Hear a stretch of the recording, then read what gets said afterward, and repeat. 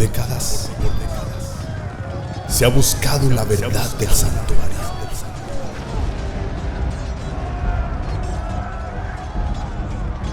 Confusiones y dilemas han surgido a lo largo de los tiempos.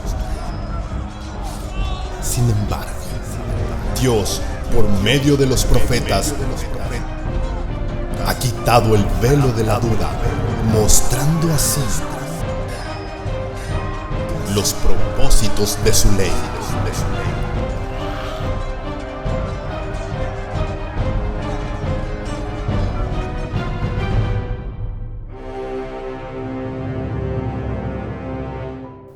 ¿Qué tal? Reciban un cordial saludo. Qué bueno que nos acompañan en esta sesión del santuario.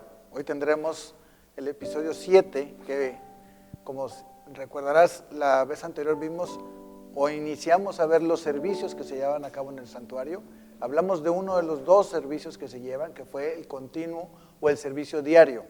Hoy hablaremos del segundo servicio, que es el día de la expiación, el servicio anual.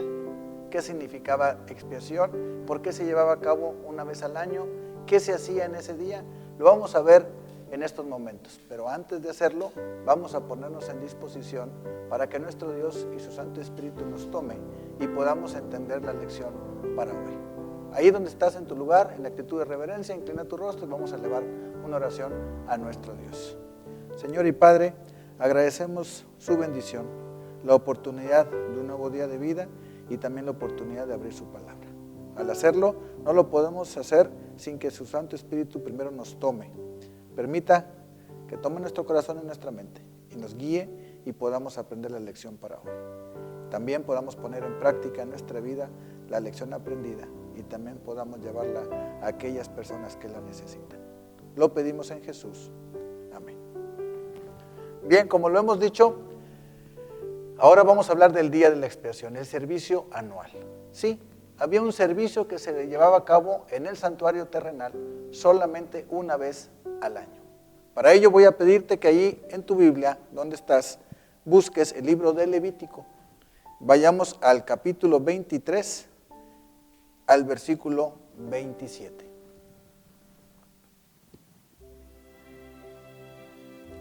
A los 10 días de este séptimo mes será el día de expiación. Tendréis santa convocación y afligiréis vuestras almas y ofreceréis ofrenda encendida a Jehová. Ningún trabajo haréis en este día, porque es día de expiación, para reconciliarnos delante de Jehová, vuestro Dios. Porque toda persona que no se afligiere en este mismo día, será cortada de su pueblo. Y cualquier persona que hiciere trabajo alguno en este día, yo destruiré a tal persona de entre su pueblo. Ningún trabajo haréis, estatuto perpetuo es por vuestras generaciones en donde quiera que habitareis.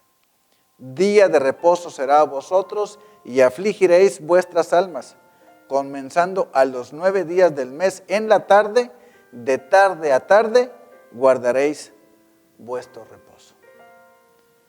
Como ves, aquí la palabra nos indica la forma, la fecha y las indicaciones claras que se tenían que tener para ese día de expiación. El día de expiación es la solemnidad mayor y más sagrada de todo el ceremonial judaico. En ese día se hará expiación por vosotros y seréis limpios de todos vuestros pecados delante de Jehová. A este día también se le conocía como Yom Kippur. Y bueno, tenía características específicas este día. Mira, número 1, era el único día del calendario litúrgico en que se exigía un ayuno total. Era el único día, aparte del sábado semanal, en que se prohibía todo trabajo secular, como lo habíamos leído hace un momento.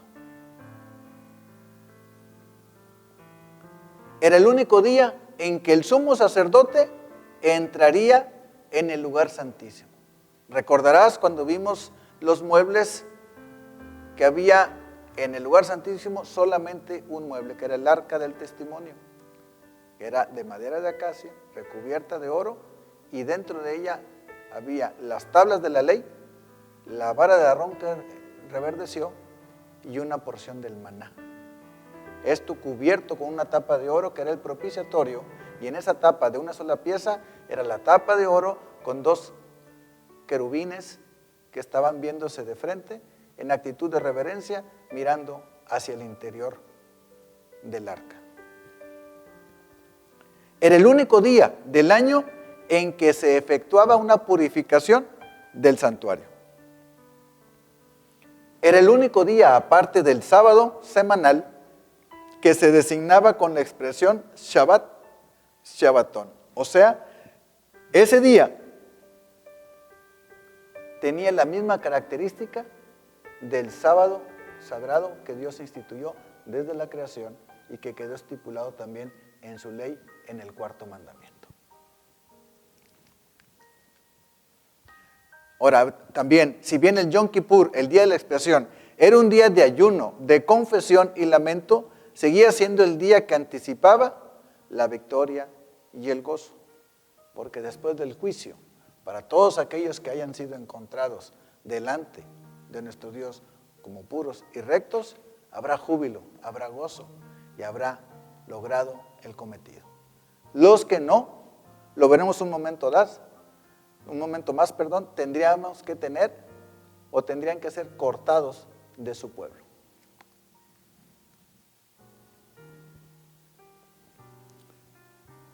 Ahora bien, ¿qué se hacía el día de la expiación? Yo voy a pedirte que en tu Biblia vayamos y busquemos el libro de Levítico, en el capítulo 16. Este capítulo entero nos habla total y a detalle lo que se hacía el día de la expiación. Versículo 1. Habló Jehová a Moisés después de la muerte de los dos hijos de Aarón, cuando se acercaron delante de Jehová y murieron.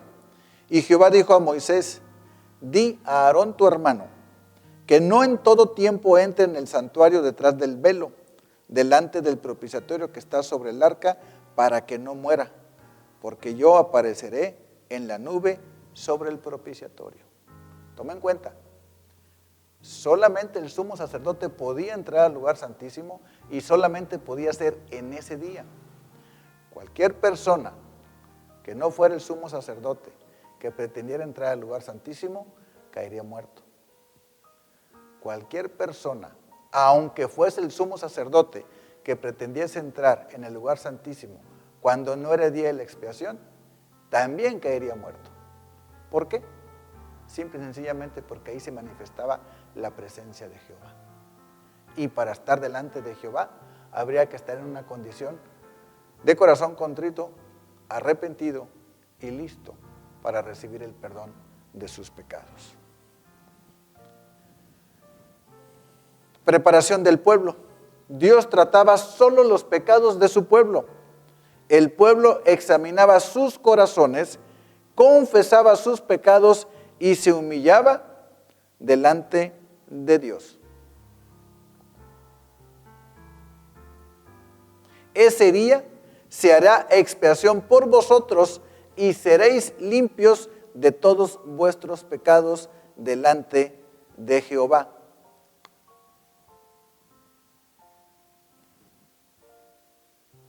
Versículo 3 del capítulo 16. Con esto entrará Aarón en el santuario con un becerro para expiación y un carnero para el holocausto. Se vestirá la túnica santa de lino, sobre su cuerpo tendrá calzoncillo de lino y se ceñirá el cinto de lino y con la mitra de lino se cubrirá. Son las santas vestiduras. Con ellas se ha de vestir después de lavar su cuerpo con agua. Y de la congregación de los hijos de Israel tomará 2 machos cabríos para expiación y un carnero para holocausto. Y hará traer a Aarón el becerro de la expiación que es suyo, y hará la reconciliación por sí y por su casa. Recordarás que también lo dijimos en alguna de las sesiones. El sacerdote tenía que hacer reconciliación primero por sí y por su casa. No se puede ministrar en la casa de Jehová sin estar en las condiciones de corazón limpio y contrito que se requiere. Así es que cualquier sumo sacerdote, empezando por Aarón en aquellos momentos y durante las generaciones posteriores, cada uno de ellos, antes de ministrar en el santuario, tenía que lavar su cuerpo, pero también tenía que lavar su espíritu. Tenía que estar digno para presentarse delante de Jehová y para poder llevar las oraciones del pueblo. Después dice, versículo 7, tomará los 2 machos cabríos y los presentará delante de Jehová a la puerta del tabernáculo de reunión. Y echará suertes Aarón sobre los 2 machos cabríos, una suerte por Jehová y otra suerte por Azazel. Y hará traer Aarón el macho cabrío sobre el cual cayere la suerte por Jehová y lo ofrecerá en expiación. Mas el macho cabrío sobre el cual cayere la suerte por Azazel, lo presentará vivo delante de Jehová para hacer la reconciliación sobre él, para enviarlo a Azazel al desierto. Y hará traer Aarón al becerro que era para expiación suya, y hará la reconciliación por sí y por su casa, y degollará en expiación el becerro que es suyo. Después tomará un incensario lleno de brasas de fuego del altar delante de Jehová, y sus puños llenos del perfume aromático molido, y lo llevará detrás del velo. Y pondrá el perfume sobre el fuego delante de Jehová, y la nube del perfume cubrirá el propiciatorio que está sobre el testimonio, para que no muera. Tomará luego de la sangre del becerro y la rociará con su dedo hacia el propiciatorio. Esparcirá con su dedo 7 veces de aquella sangre. Después degollará el macho cabrío en expiación por el pecado del pueblo y llevará la sangre detrás del velo adentro. Y hará de la sangre como hizo con la sangre del becerro y la esparcirá sobre el propiciatorio y delante del propiciatorio. Así purificará el santuario a causa de las impurezas de los hijos de Israel, de sus rebeliones y de todos sus pecados. De la misma manera hará también al tabernáculo de reunión, el cual reside entre ellos en medio de sus impurezas. Ningún hombre estará en el tabernáculo de reunión cuando él entre a hacer la expiación en el santuario hasta que él salga y haya hecho la expiación por sí, por su casa y por toda la congregación de Israel. Y saldrá al altar que está delante de Jehová y lo expiará, y tomará de la sangre del becerro y de la sangre del macho cabrío y la pondrá sobre los cuernos del altar alrededor. Y esparcirá sobre él de la sangre con su dedo 7 veces, y lo limpiará y lo santificará de las inmundicias de los hijos de Israel. Cuando hubiere acabado de expiar el santuario y el tabernáculo de reunión y el altar, hará traer al macho cabrío vivo, y pondrá a Aarón sus 2 manos sobre la cabeza del macho cabrío vivo, y confesará sobre él todas las iniquidades de los hijos de Israel, todas sus rebeliones y todos sus pecados, poniéndolos así sobre la cabeza del macho cabrío, y lo enviará al desierto por mano de un hombre destinado para esto.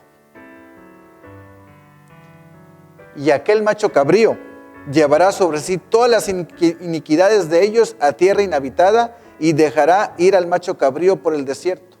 Después vendrá Aarón al tabernáculo de reunión y se quitará las vestiduras de lino que había vestido para entrar en el santuario y las pondrá allí. Lavará luego su cuerpo con agua en el lugar del santuario, y después de ponerse sus vestidos saldrá y hará su holocausto y el holocausto del pueblo, y hará la expiación por sí y por el pueblo. Y quemará en el altar la grosura del sacrificio por el pecado. El que hubiere llevado el macho cabrío a Azazel lavará sus vestidos, lavará también con agua su cuerpo, y después entrará en el campamento. Y sacarán fuera del campamento al becerro y al macho cabrío inmolados por el pecado, cuya sangre fue llevada al santuario para hacer la expiación, y quemarán en él fuego su piel, su carne y su estiércol. Y el que los quemare llevará sus vestidos, los lavará también su cuerpo con agua y después podrá entrar en el campamento. Esto tendréis por estatuto perpetuo en el mes séptimo a los 10 días del mes. Afligiréis vuestras almas y ninguna obra haréis, ni el natural ni el extranjero que mora entre vosotros. Porque en este día se hará expiación por vosotros y seréis limpios de vuestros pecados delante de Jehová. Día de reposo es para vosotros y afligiréis vuestras almas. Estatuto perpetuo será. Como ves, el ritual que se llevaba en el día de la expiación era muy específico, porque en el servicio diario, cuando el pecador confesaba su pecado y la sangre era derramada y era esparcida en el lugar santo, es cierto, el pecador recibía el perdón y regresaba a casa, confiado del perdón de Dios, pero el santuario quedaba contaminado por los pecados que eran transferidos hacia él. Por eso, en el día 10 del séptimo mes, era designado por Dios para que ese día se purificara el santuario. Ese día se hacía una ceremonia de purificación de todo el pueblo también, porque todos tenían que estar en los días previos en ayuno y en preparación para el día de la expiación. Todo el mundo sabía que ese día se manifestaría la presencia de Dios. Desde el sumo sacerdote hasta más humilde de los del pueblo tenía que afligir su corazón. Si el sumo sacerdote no era digno, moría delante de la presencia de Dios al entrar al lugar santísimo. Pero cualquiera del que estuviera en el pueblo, que no estuviese orando y afligiendo su corazón en ese momento, que no confesara su pecado, también era cortado del pueblo. Todo el mundo, imagínate la escena, todos en un espíritu de arrepentimiento, de necesidad de la misericordia de Dios.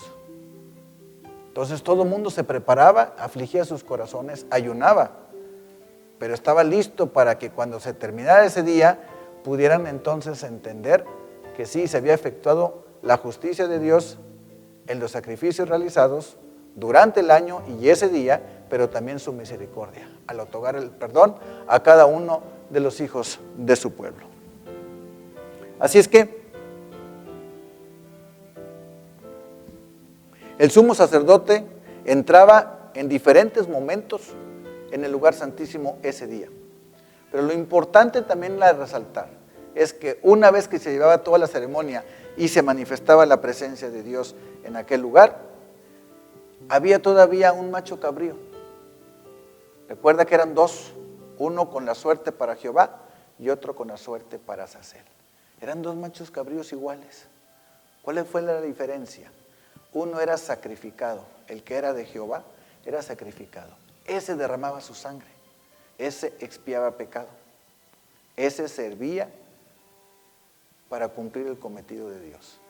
Pero el segundo macho cabrío, después de la ceremonia, era traído ante el sumo sacerdote, ante Aarón en este momento, y entonces sobre él, después de haber hecho todo el ritual previo, entonces era traído vivo,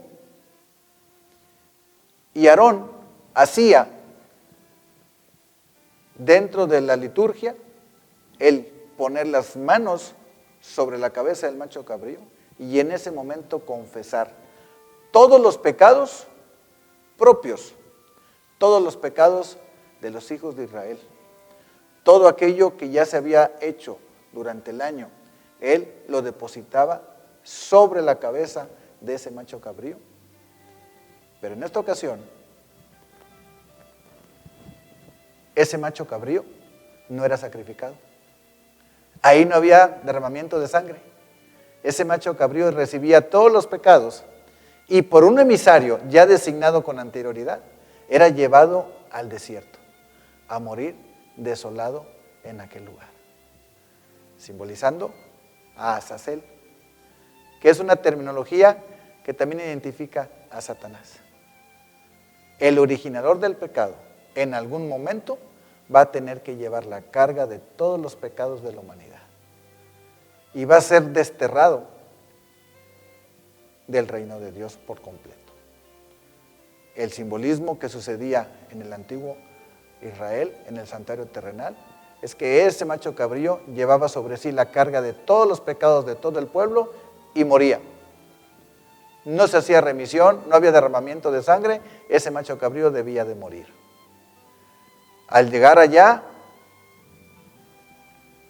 sin ninguna oportunidad, como es lo que le sucede actualmente a Satanás, ese macho cabrío estaba destinado a la destrucción final.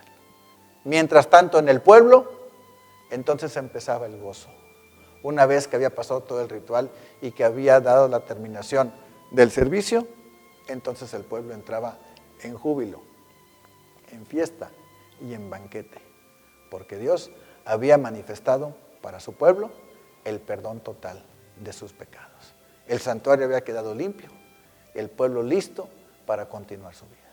Esto habría de repetirse año tras año, durante el tiempo que duró la vida y los servicios del santuario terrenal. ¿Qué es lo que sucede hoy?